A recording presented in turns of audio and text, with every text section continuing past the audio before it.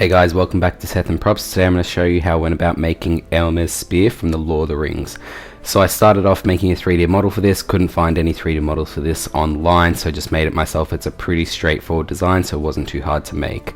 I printed it on an FDM printer, so this is a filament printer rather than my normal resins, and when they come off the printer, you've just got to clean them up a little bit, so that's removing the edging around the bottom of the prints. So just go with a X-Acto knife and be careful not to cut yourself, but just remove all the excess on the prints. Once I'd done that, I decided that I wanted to have a strong core to join the two pieces together because there wasn't that much of a contact surface between the two of them. So I drilled a hole down the middle, added a metal thread between the two, and then screwed it together.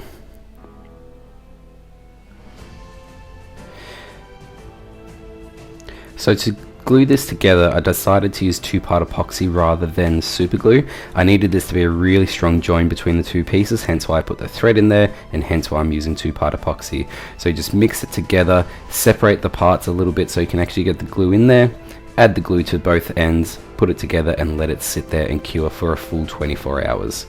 I had to make sure that they lined up perfectly before I let it sit there, because if I came back 24 hours later and they'd shifted a little bit, I'd never be able to get them back in the right place. So screwed it back together with the 2-part epoxy in there, and then I just put a little bit of masking tape to hold them in place. So the next stage was to start smoothing out the join between the two pieces. So I've got my UV resin there, I'm putting it on over the join between the two pieces, taking my UV light and curing it. Doesn't take very long to cure, probably a couple seconds if that, and then I just went and repeated that around the whole seam. I then went back and sanded that and repeated when necessary just to make sure it was a perfect seam.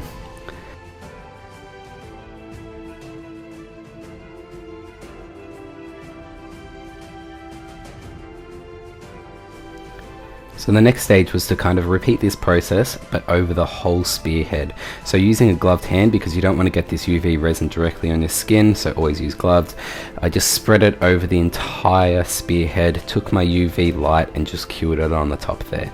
This provided that little layer of UV resin over the whole spear, which then I could go back, sand down and make really smooth. It's a lot easier to smooth down UV resin 3D prints versus filament 3D prints, so this is a really good, easy, cheap method of smoothing out those FDM prints. So after you've finished all the sanding and you're happy with how smooth it's looking, I always recommend to use a filler primer as the first layer when painting. So a filler primer is a really thick spray putty type spray paint that helps to fill in all those little scratches and grooves that you might have missed while sanding. So give it a good couple coats of filler primer before you get onto the next stage. The first layer of paint for something that's metallic is always just a gloss black undercoat. So cover the whole thing in gloss black and just make sure you do this for all of your pieces. So I had the spearhead, a couple ring pieces, and also the pommel for the back of the spear as well. The next stage of painting is just to go back with a silver chrome light dusting over the whole thing. So you don't want to do a solid color, just a light dusting. The spear also has a few golden parts, so like the little ring at the end of the spearhead there, as well as a ring halfway down the spear and the pommel. So just go back and spray those with gold spray paint.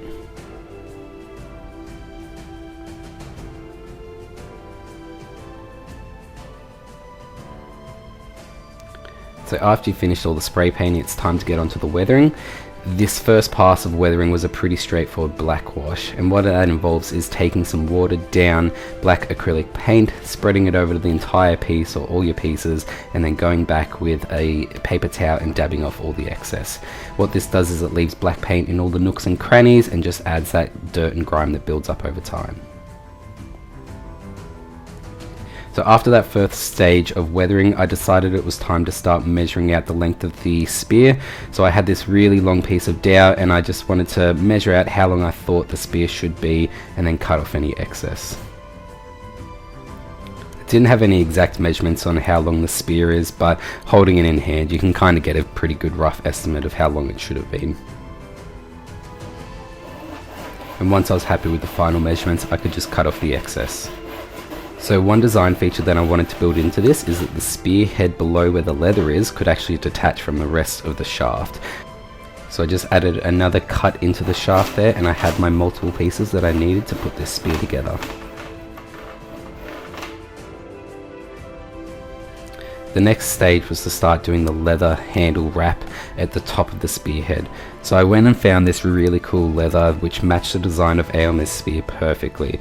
So the first stage was just to cut out a rough size that I knew was going to be big enough, and then when I could wrap it around the spearhead, I could actually trim it down a little bit for it to be the perfect size. You always want to make sure it's the perfect size before you start gluing it on, because if you're halfway through gluing it and you need to adjust the size a little bit, it's way harder to cut. Next stage was to glue on the leather wrap to the wooden dowel, and to do this I just used pretty simple super glue. It held really strong and it was quick drying.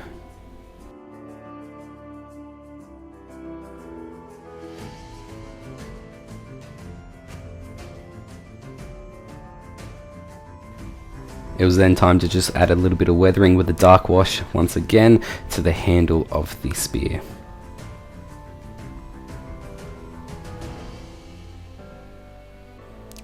Now that I had all my parts ready, it was time to start gluing it together. So that's just the spearhead into the leather section, and then the little ring coupler onto the end of the leather section. So this formed the part where I could connect the spearhead to the rest of the shaft.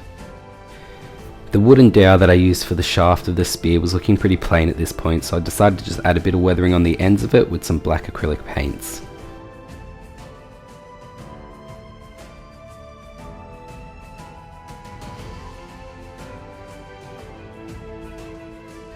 So I did it for the end of the spear that goes into the spearhead, and then also the side that was for the pommel.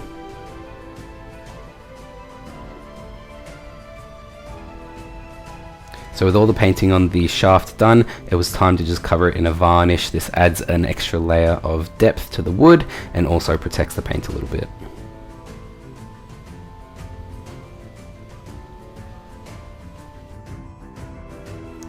The last bit of painting to do was the highlights. So using chrome Tamiya silver paint, I did a dry brushing method which involves getting a little bit of paint on the end of the paintbrush, removing most of it on a paper towel, and then going and just hitting all the highlights, and this adds kind of the natural scratches to the piece. This was the last bit of painting I had to do, and finished off the spear. And there you have it guys, that is how I went about making Eomer's spear from the Lord of the Rings. Really enjoyed making this Lord of the Rings prop, hope you enjoyed it, and I'll see you on the next one. Thanks guys.